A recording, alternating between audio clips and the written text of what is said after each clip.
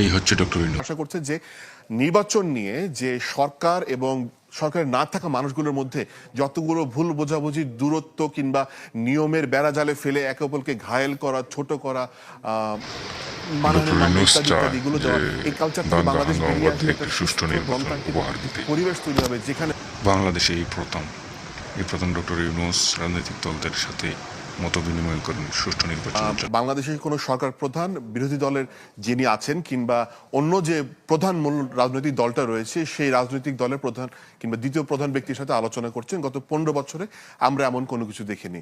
এবং এই নির্বাচনটি যত দ্রুত সম্ভব আয়োজনের জন্য তাদের নেতা, দ্বিতীয় শীর্ষ নেতা তারেক রহমান প্রধান উপদেষ্টার সাথে আজকে বৈঠক করে এই ফলাফলটা বয়ে আনবেন বলেই তারা মনে করছেন। নির্বাচনের জন্য পাগল হয়ে গেছে বিএনপি নির্বাচনের জন্য বিভিন্ন আন্দোলন বা বিভিন্ন কথাবার্তা বলছে। তো যে পাগলা হয়ে গেছে নির্বাচনের জন্য, সেই পাগলাকে সান্ত্বনা দেওয়ার জন্যই ডক্টর ইউনূস লন্ডনে তারেক রহমানের সাথে এই সৌজন্য সাক্ষাৎ বৈঠক করেন এবং এখান থেকে নির্বাচনের একটা রোডম্যাপ বা নির্বাচনটা কেমন হবে সেটা তারেক রহমানকে বুঝিয়ে দেবে। কারণ যে কোনো মুহূর্তে নির্বাচন দিলে দেশের ক্ষতি হতে পারে যদি নির্বাচন ব্যবস্থা উন্নতি না হয়, সংস্কার না হয়, ভালো না হয়।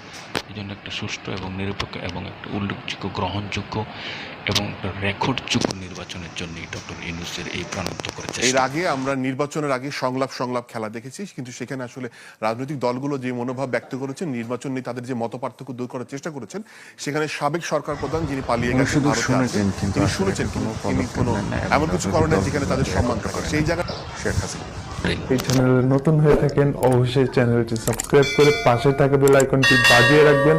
সেই সাথে ভিডিওতে লাইক না দিলে অবশ্যই একটি